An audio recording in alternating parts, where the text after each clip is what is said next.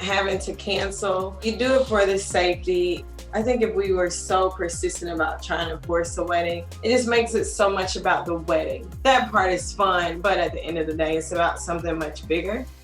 Hi, I'm Josh. Hi, I'm Jill, and we had a virtual wedding. We met at the Nike store in Lenox Mall. Josh was managing the store at the time, and I went in looking for a pair of shoes for my dad as a Christmas gift. And Josh helped me that day. A couple months later, I was looking for a part-time job, and so I asked if they were hiring. And of course, I got the job.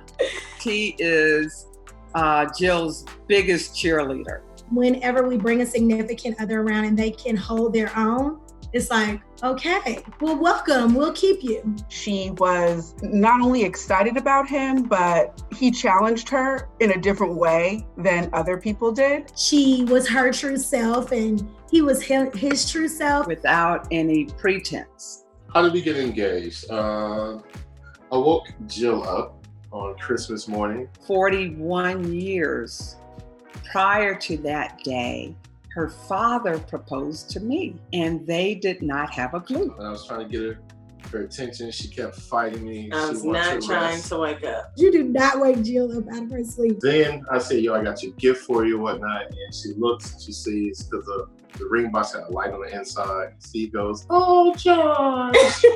She didn't want a group of people or a party or anything like that. So it was very fitting of them as a couple.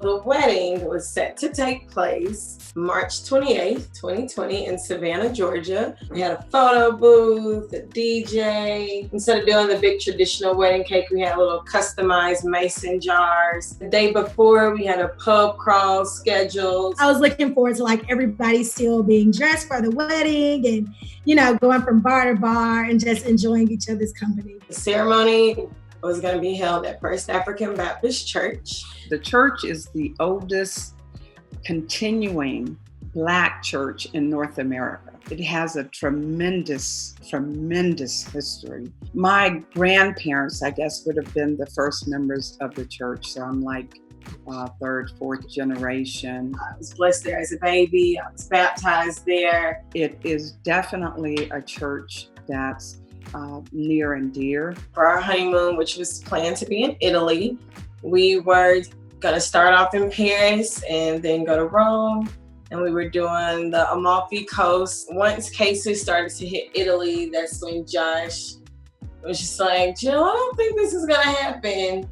And I was just like, oh, Josh, you don't even know what you're talking about. The weekend of my bridal shower, that's when the schools here announced, the county that I work for announced that we were going to be closed until further notice. But then comes the day, stay-at-home order, complete shutdown. And so that's when I knew, okay, there's no wedding happening in Savannah and we're going to have to come up with something else. I turned into like fix-it mode. One of my friends who have been working from home, she's using Zoom to work from home, and she said, you guys should just use Zoom. I've used other platforms in the past, and quite frankly, this one feels the most seamless. So I was on board. Josh still wasn't. He's just like, okay, here goes Jill and one of her ideas again. But why? Because I had never used Zoom until we did the rehearsal the night before. We were probably on for about an hour, hour and a half. We had the pastors on to make sure they understood how to get on and how to use it. One was in Savannah, one was in Macon, and one was in Augusta. They were great sports. Thank you, guys. After that call ended, Josh looked at me. He said, okay, I'm on board now. This Zoom isn't so bad. Like, yeah, thanks for telling me you're on board the night before, but... And so Josh pulled out one of his suits and I had a white jumpsuit on. You definitely still feel everything you would. It was a lot for me. At one point, I deleted a good portion of my vows, so I'm freaking out, trying to get Jill to kind of like get me grounded, but she's like, I have to do makeup, call your sister, dude. Like, I'm not doing this. He was very, very upset about that, very distraught about that. And so I sent a text to him like, the day is going to be perfect because you and Jillian are getting married. We are gathered together in the face of this company, the sight of God, to join together in the holy matrimony. This man, Joshua, this woman, Jill. I promise to be patient, to be honest, to be everything that love demands of me as a husband. I promise to spend each day working to become the truest version of myself for you, for us, and our family to come. Josh, thank you for this experience of love that I never imagined I would have, let alone deserve. The way you look at me gives me a confidence I never had. I will be that sweet, I will try to always be that sweet Southern girl you always told everyone you would marry. This is love, and it feels better than Chinese R&B.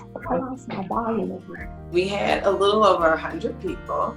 People were so excited. I just had to sit there the entire time with the participant list open and just pressing mute.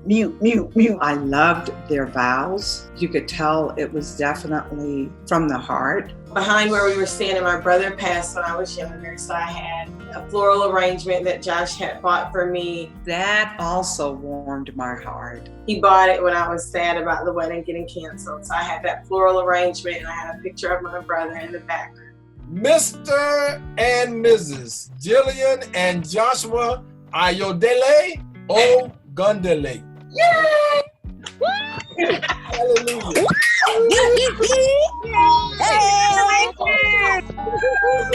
And even Yoda got to be there. Oh, Yoda. We were able to have our first dance.